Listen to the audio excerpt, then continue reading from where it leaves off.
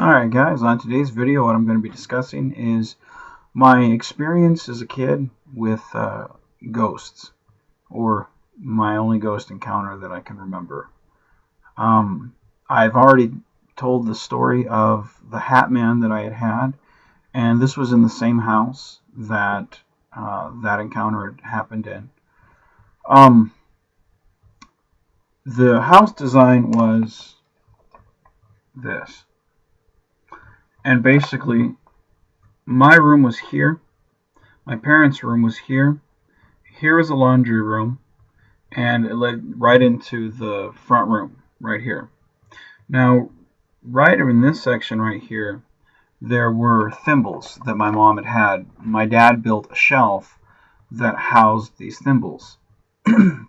And one night, I woke up and saw the house was kind of foggy, but I fell back, in and out of sleep. I didn't really think anything of it because, at that age, sometimes you just don't think of things like that. But I woke up, and one of the things that I noticed was something was kind of discolored in the area where the thimbles were, because you could see a straight shot from my room to the thimbles. And I hadn't really watched any, I really wasn't raised with a lot of TV growing up. My parents didn't really let me watch a lot of it. And I was young enough where I didn't, things just didn't calculate that way. I had never seen Charles Dickens' Christmas Carol at that point. In fact, when I watched Christmas Carol, that kind of triggered the event of what happened during this encounter. I saw that and I was like, oh, I've seen that before. So it wasn't that, Christmas Carol had inspired me to see these things, or it kind of influenced my mind in that regard. I hadn't seen anything like that before, at least not to my knowledge. And it could be, some people could say that it would, could possibly be, my subconscious. I don't think that's what it was. This was something that was physical. I clearly remember these things. It wasn't just a play on my imagination. But what I saw was, looking at the thimbles, was a person from the Charles Dickens Christmas Carol era. Someone with a very tall top hat, that type of suit that was from that era. And again, I hadn't seen that before, so it was clearly out of place. And I noticed that because the way it was the shelves were kind of in an L shape, so you could look at one side and then you could look at the other. And that's what he was doing. He was looking at the one right here that was facing the wall, kind of, and then he turned and looked at the other wall where the thimbles were, and he had a magnifying glass or something. I didn't know what it was at the time. Could have been, the 19th century or 18th century, glass, thing they used to have, in their pocket. They would lift it up and look. Again, I hadn't seen that at that time, and I don't even know why a ghost would need, glasses or a magnifying glass or whatnot, or why a ghost would even need clothes. But all I can say is that's what I saw. It was you could see through it, semi see through, kind of again, Christmas Carol, Jacob Marley, you could kind of see through them, and that's, the typical, you could partially see through ghosts, that's not uncommon nowadays. You see it on any documentary or, unsolved mysteries. But that, I saw through the character that was sitting there, standing there looking at the thimbles, and it never looked at me. It never even paid me any attention. It just looked at the one wall of thimbles, and I sat there for, I couldn't even tell you how long I sat there for, but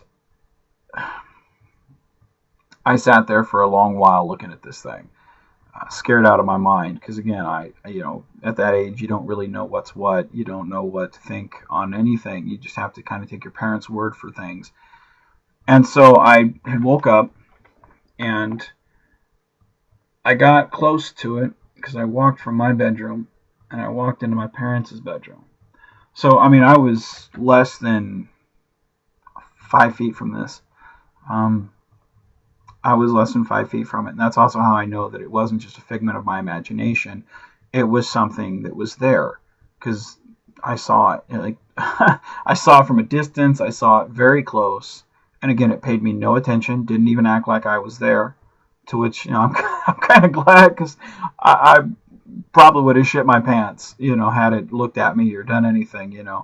But I had woke up my father, and uh, I woke him up.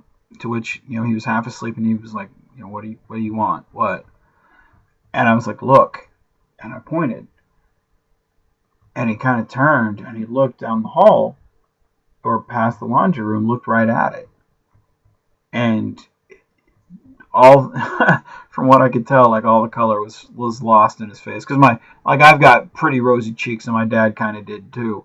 There was no blood flushing through them cheeks at all. He was turning pale because he didn't know what the hell he was looking at, and neither did I. But he made me crawl between him and mom, and he told me to go to sleep. And my dad was very firm. If he said to do something, you didn't ask twice, you just did it. So I went to sleep. And the next morning, we were all sitting there eating breakfast, and I asked him what it was. And when I had fallen asleep, like my dad was sitting straight up staring at this thing. But I felt safe because my dad said go to bed. But he was looking at something. And the next day when I asked him, I brought it up to mom, and mom was completely flabbergasted by the incident. She didn't know what to think of it at all. And she was always kind of one of those people that was easily spooked. And so that's why I didn't like to talk about a lot of things around her, because she was easily spooked.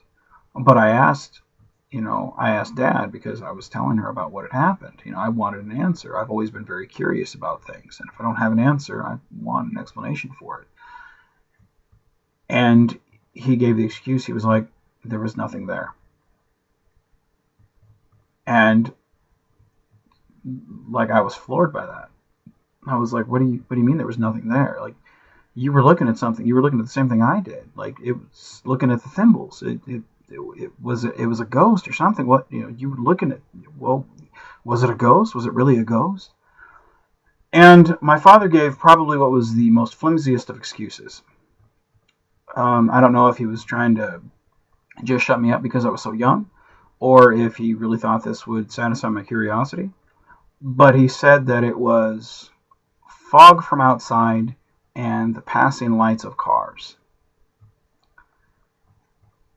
That's like saying that a metal object in the sky is swamp gas.